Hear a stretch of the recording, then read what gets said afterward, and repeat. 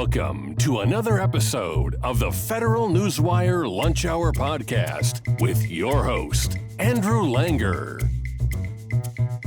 Well, hello there. Welcome to another episode of the Lunch Hour with Federal Newswire. I'm your host, Andrew Langer. Very excited to bring on our guest, someone I have had the pleasure of interviewing once before, but he really is someone who I consider to be a great influence in my political career, my economic philosophy career, my public policy career, most importantly. His name is David Stockman. He's a former member of Congress from the great state of Michigan, also a former director of the Office of Management and Budget during the Reagan administration, and the man I consider to be the gold standard by which all other OMB directors are measured. And David, welcome to the show. We have had on another former OMB director who I believe was in your model, certainly, a guy named Russ Vought, and we talked about that. We're going to talk more about this. But when I interviewed you on the radio a little while ago, I told you that I keep a copy of your book, The Triumph of Politics, in the studio with me. And that's true. As I said, for those of you who are listening, I just held it up so David could see. A book published in 1986 after you'd left the Reagan administration, really talking about what had gone on and your philosophy and your career, those things. And actually, I read this section, or I gave to a colleague this morning, this section to read. I read a little bit of this to you on the air before, but I want to have a much more lengthy discussion here. Well thumbed, as you can see. David writes this. He says in the Triumph of Politics, the right starts with history and society as they are, and places the burden of proof on those who would use the policy instruments of the state to bring about artificial change. The left starts with an abstraction, a vision of the good and just society, and places the burden of defense on those who resist the state's attempts to impose it. The second is always the bloody process. Implicit in the conservatism of the right is a profound regard for the complexity and fragility of the social and economic order, and a consequent fear that policy interventions may do more harm and injustice than good. I believe in that. That, as I said, that is a guiding philosophy in how I view public policy and political philosophy. Talk about that and how really, and I see that as a predictor of everything that we've seen in the last 35 years of public policy and politics. Let's talk about that. Yeah, absolutely. Thank you for the opportunity to be on your show, for reading that excerpt. You know, it was written 34 years ago, and I think events since then have more or less confirmed that I was onto something. Not that I was original. There are many others who led the way intellectually. But just take the recent trauma we've had with the COVID interventions and the lockdowns and all of the different mandates and the mandatory vaccine and so forth. That's a great example of the state massively intervening in the private economy, private society, causing things to go into a tailspin, then creating such an economic mess that the politicians decided they needed to rescue the situation. And we had in 1 year, 12 months, 3 different COVID relief bills, adding up to $6 trillion, which the Fed then printed at the printing press. And every one of those steps, the lockdowns, number one, the massive stimmy spending and borrowing, number two, the unprecedented printing. They took their balance sheet from $4 trillion, which was already way too big, to $9 trillion in a very short period of time. All 3 of those things are not just sort of little mistakes, debatable, variations from something more sensible. They were, traumatically wrong moves that we're going to suffer from for years and years to come. In fact, we're in the middle of it right now. This inflation, which is what my book is all about, was finally kicked off in the end by all that stimmy spending. I mean, it was incredible what was spent, and I know a little bit about spending. I go way back even to the 1970s when I worked on Capitol Hill. So, when it's basically, some people call it socialism, you can call it what you want. I call it statism. Right. Okay, Yes. Liberty and prosperity thrive in a healthy market economy. Liberty and prosperity are substantially imperiled when the state takes over everything, supporting people, managing the economy, pegging interest rates, and all the other things that instruments of the state do today. So I think, we have a pretty good live test right in front of us. We're Absolutely. struggling with it now of what I was writing about in 1986 when, a long time ago. Yeah. So, it's funny because what I like to say is, every time you enlarge the state, individual rights are diminished.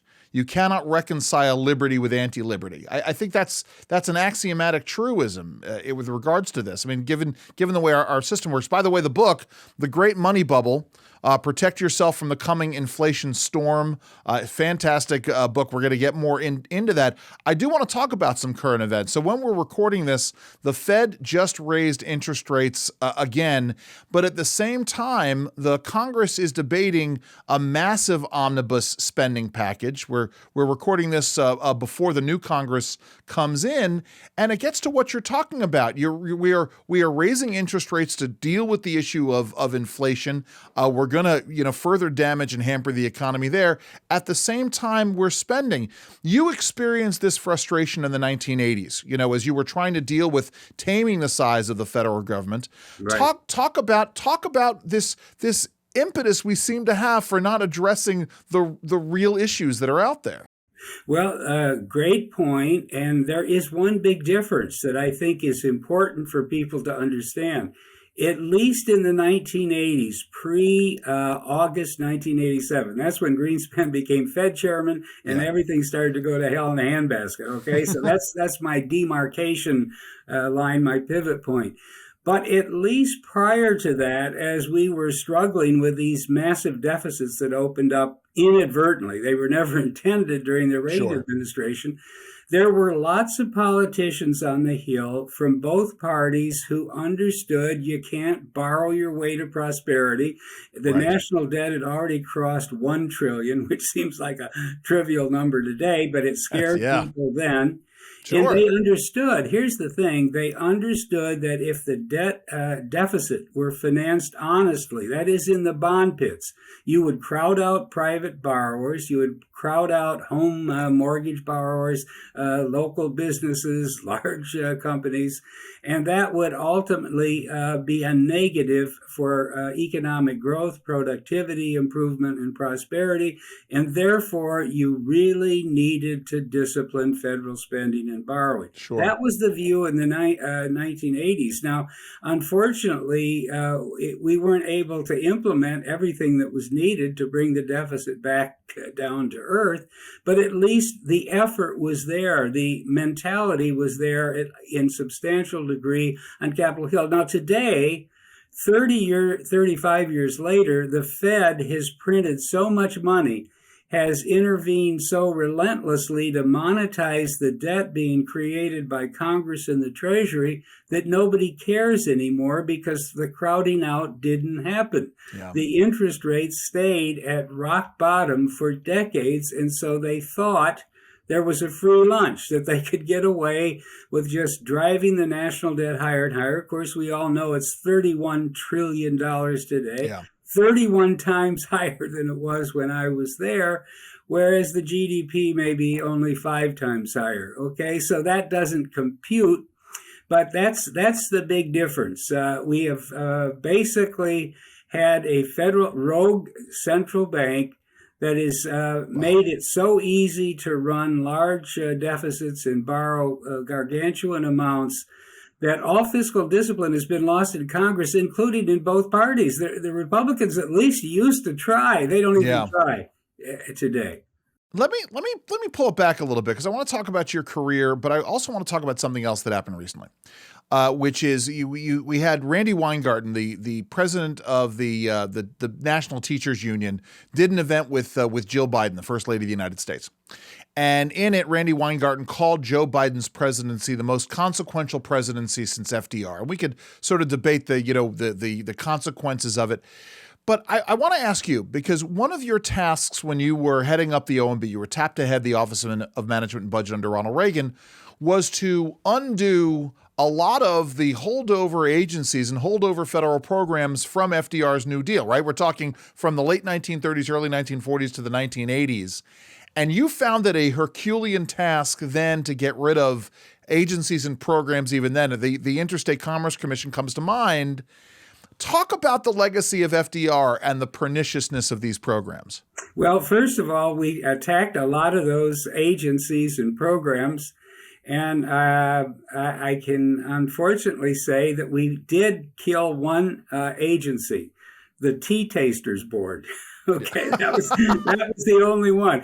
Anything of consequence, the Education Department or the Energy Department or the Ag Department, the Labor Department, you could go on. We made very little progress at all, because it turned out that even back then, when, as I said, there was more of a sense of fiscal rectitude on Capitol Hill, even then the Republicans had their favorite, hobby horses.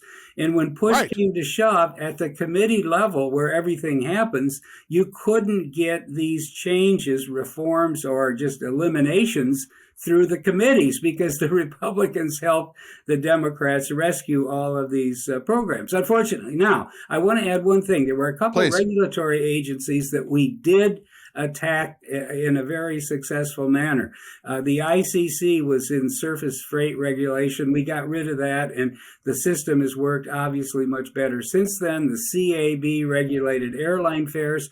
That was ridiculous. We now have a very sophisticated system that consumers can, benefit from because the seats are priced depending on whether they're empty or full or getting full.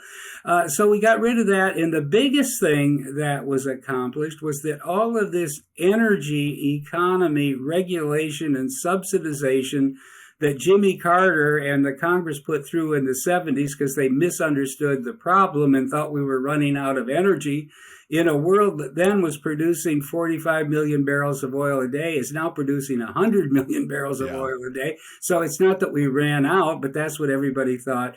Anyway, we dismantled most of that, most of the subsidies, the price controls, the allocation controls, and so forth. So you can't say that it was totally a failed enterprise. But outside of that area of regulation, when it came to spending, when it came to what I call the welfare state, we made unfortunately, very little progress. Let me tell you something. One of the very first times I heard about you when I was an early teenager, there's a comic named Burke Breathed who did a strip called Bloom County. Do you remember this? I don't know if Yeah, so he had one of his characters had a boa constrictor named after you, and he had rabbits that he had named after various federal programs, and feeding them to the boa constrictor, and I absolutely always loved that image. Let's pull it back. Let's pull it back and talk a little bit about your bio and how you got to be OMB director, and then later on, and again, the book, The Great Money Bubble: Protect Yourself from the Coming Inflation Storm. You ran for Congress, and I have to regret I'm not remembering your bio. You ran in Michigan, I believe. Fred Upton succeeded you in Congress. But talk about why you ran. Talk about what Congress was like then. Talk about that time. Well, actually, I found my way to Capitol Hill in 1970 as a congressional aide. I worked on the Republican side. I became staff director of the Republican caucus in the House. I was a young guy then in my late 20s. I kind of looked around the floor of the House and the Republican caucus meetings, and I said, gee, if some of these characters could get elected to Congress, maybe it's not that hard, So it turned out that I was from I would say an upstanding political family, Republican family, back in my home area of Michigan. My mother was party chairman of the Republican Party, so that helped a little bit. And so I decided to run for Congress in 1976. At a time when the incumbent Republican congressman, who had been there 30 years, or 15, I guess, had made a big political mistake. He was a dead-ender Nixon defender during the impeachment hearings, and he was the ranking Republican on the Judiciary Committee, so he was on TV every day. And even the hardcore Republicans back home said enough is enough. I decided to challenge him. Shows you the breaks in life. He, unbeknownst to me, was suffering from some medical problems at the time and decided not to run. And the next thing I knew, I was the favored candidate. I was elected to Congress when I was 29. And the only thing that I can say about that is that when I showed up to be sworn in January 1977, there were two other 29-year-olds standing right next to me. One was Al Gore, and the other was Dan Quayle. And I was the only one that didn't become vice president. But I did, I think, do some good in the House as a backbencher. I became a close ally of Jack Kemp, who was leading the charge for supply side and free enterprise, free market economics. But the way that I got into the Reagan administration may be of interest as well, because during my years as a staff director of the Republican Congress, I worked for a congressman named John Anderson from Illinois. Yes. And he decided, he was a moderate on social issues, and I was as well, hardcore conservative on economics and fiscal and money. But anyway, he decided to run as an independent, and the Reagan administration became worried, or the Reagan campaign, I should say, became worried in August, September 1980, when the debates got organized so that there would be a one-on-one with Anderson, and then after that, a one-on-one with the incumbent, Jimmy Carter. Now, the concern of Jim Baker, who was running the campaign and a very savvy guy politically, he knew a lot of the California supporters of Reagan did in his California team, but Jim Baker knew that John Anderson was the most brilliant debater, the most eloquent, voice on the floor of the House, and that if Reagan wasn't careful, he would get wiped out in the debate, and it would be all over, long before he got to Jimmy Carter. So they decided to take candidate Reagan off the campaign trail for a whole week. That's right. They set up a mock studio. They brought in some big time journalists to pretend they were the panel. We had TV lights and cameras and the whole thing.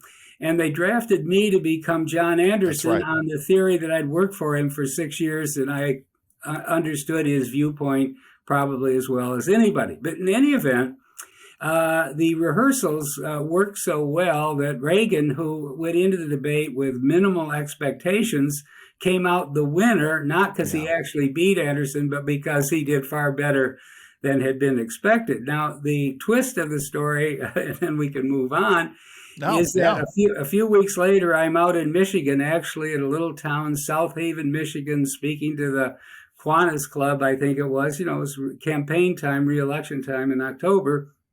And the next thing I know, I get a call from Jim Baker in Washington saying, get back here as fast as possible. You're going to be Jimmy Carter.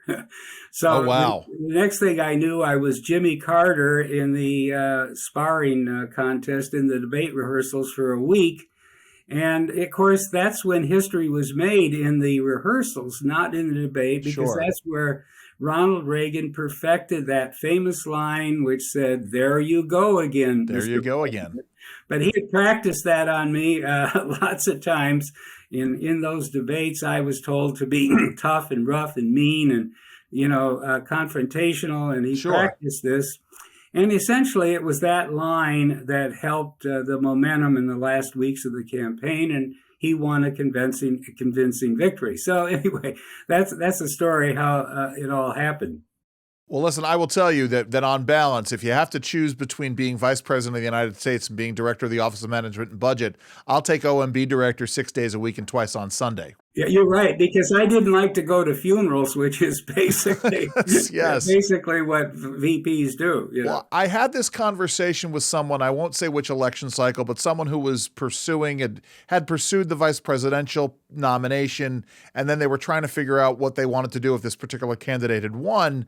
And I said, you should become OMB director. And this person said, why? I said, because if you have any ambition for higher political office, to move forward in the world, you really should learn how to run the federal government. And that's, and put these things into practice. Folks have talked to me about this. For me, next to the OMB director, to me, the greatest job at OMB is the administrator of the Office of Information and Regulatory Affairs. Right. The regulatories are. And in fact, actually, I want to go to the books, the new book first before we go to regulation. The book is The Great Money Bubble: Protect Yourself from the Coming Inflation Storm. And let's talk about the issue of the price of assets rising, and why the price of assets rising is far more dangerous than the inflation in terms of the consumer price index.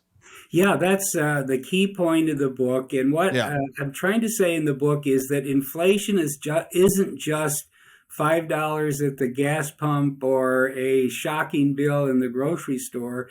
Inflation, when the Fed gets out of control, goes across the board. You get inflation of debt. You get inflation of financial asset prices. You get inflation of real estate. You get ultimately inflation of the cost of living on a day-to-day basis. So that's really the last phase of the inflation. And what I talk about in the book is that the Fed has been saying for years until, 4 or 5 months ago, until March of 2022, they were saying, well, see, we're printing a lot of money, but there's no inflation. So therefore, let's not worry about it. Wow. There was tremendous inflation of financial asset prices. I'll give one statistic, which I think documents that. If you go back to December 2008, right after the big financial crisis, Lehman Brothers bankruptcy, the meltdown in the fall of 2008 and all the rest of it, and you look at the NASDAQ 100, which is kind of the leading index of the tech sector and, the most aggressive, momentum-driven part of the stock market. At the peak last fall, it's come off a lot since, but at the peak last fall, the NASDAQ 100 was up 1,250%. Wow. From the December 2008 bottom, whereas GDP, which is the economic substrate on which ultimately market values depend, was up 55%. Wow. So the question is, how can the stock market rise by 23 times faster than the economy is growing? And the answer, it can't. And the answer is that all this money that was being printed by the Fed originally got stuck in the canyons of Wall Street. It ended up fueling enormous speculation in all aspects of the stock and bond market. That spilled over into real estate, which is, a function of debt and cheap interest rates. And we had phase one, inflation of financial assets. And then it spread around the world because the Fed is just the leading money printer of all the central banks in the world. They all followed suit. And eventually we got a global inflation going that came back to these fair shores as well. And it ended up in the CPI up, at the highest rate, 7, 8, 9%. Since the last 40 years. So that's kind of a summary of how the book talks through this. But the key point is the inflation didn't happen, in the last year. It's not just that energy prices have shot the moon, or that we have supply chain disruption from the stupidity of the COVID. That all contributed. But ultimately, the big inflation that people are suffering from right now, and nobody's keeping up, their wages aren't keeping up with the CPI, that was sown, that was created by this massive money printing by the Fed over so many years. And it's finally caught up with us. The Fed has belatedly recognized, what it has sown, the whirlwind that it has sown, and is desperately trying to catch up, but it's too late. They're going to crash the economy. They're going to crash the financial markets. They're down substantially already, but they still have a long way to go. So it basically tells you, among many things, that the conservatives in this country, the Republican Party, needs to wake up and understand the number one, number two, and number three problem in our country is a rogue central bank that has printed so much money that it's led to, wild speculative behavior on Wall Street and utterly reckless behavior in Washington. And now we're stuck with the resulting excess in debt. And by the way, I might add, that's just a big number if I could throw it out. Everybody hears about the 31 trillion of government debt, and that's bad enough, and we know all that. But we need to add to that all the debt in the private sector, households and businesses and financial institutions. And when you add that in, the total debt is 91 trillion in the economy today, which is 3.7 times GDP, the highest that it's ever been. And it's the fundamental reason why our economy is struggling with high inflation and low or negative growth, what we call stagflation. Stagflation, There's too much debt, 91 trillion of debt. And if I could just add this last point, Please. I think it brings the story home.